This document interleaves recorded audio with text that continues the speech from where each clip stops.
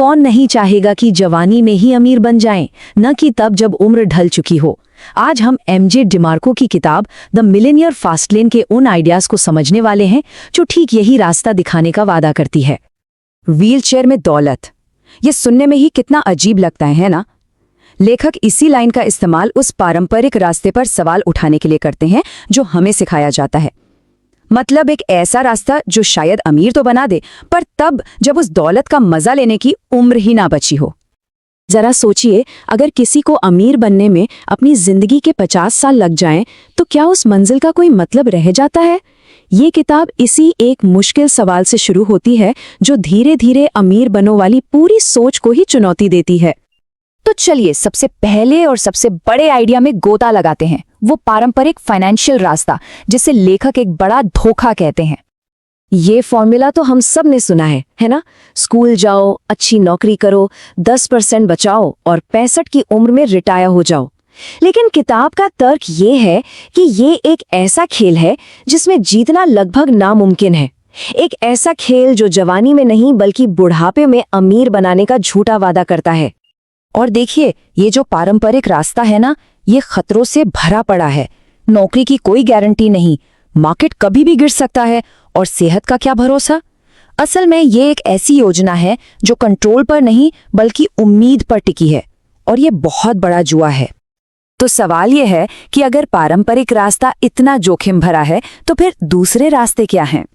किताब के मुताबिक हर कोई अनजाने में ही सही 3 फाइनेंशियल रास्तों में से किसी एक पर चल रहा होता है। पहला रास्ता है द साइड वॉक। यहाँ फाइनेंशियल प्लानिंग जैसी कोई चीज ही नहीं होती। पैसा आता है और चला जाता है। ये एक ऐसा चक्र है जो फाइनेंशियल आज़ादी की तरफ नहीं बल्कि एक तरह की गुलामी की तरफ ले जाता है।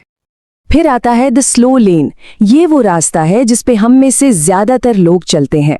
यहाँ लोग एक बेहतर कल के लिए अपने आज को कुर्बान करते हैं, एक ऐसे भविष्य के लिए जिसका कोई भरोसा नहीं। और आखिर में है द फास्ट लेन।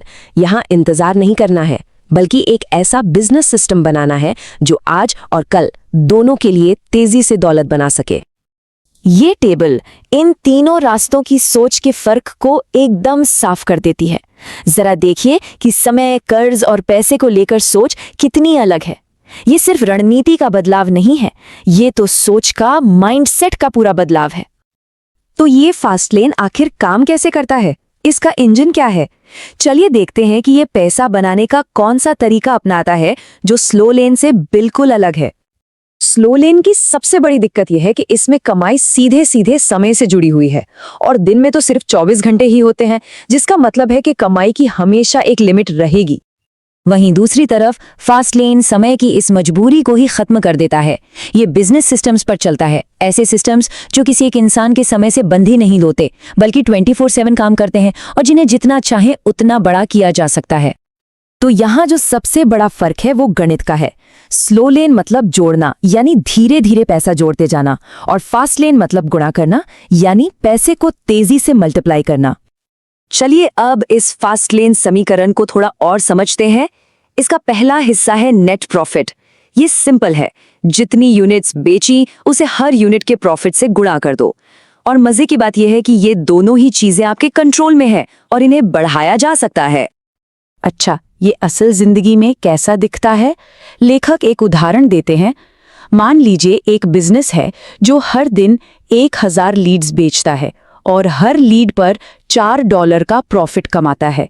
इसका मतलब हुआ साल का $1.4 मिलियन से भी ज्यादा। ये है स्केलेबल प्रॉफिट की ताकत।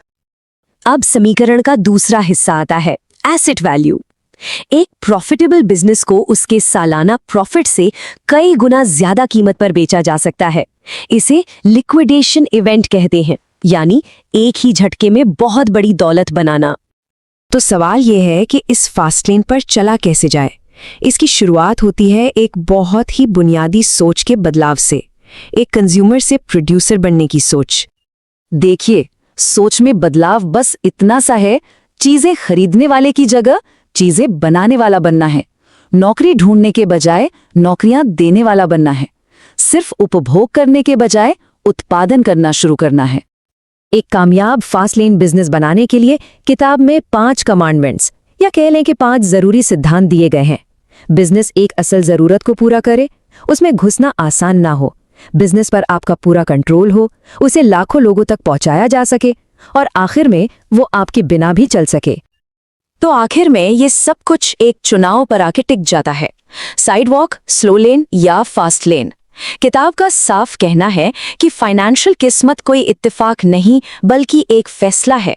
सवाल सिर्फ ये है कि कौन सा रास्ता चुना जाएगा।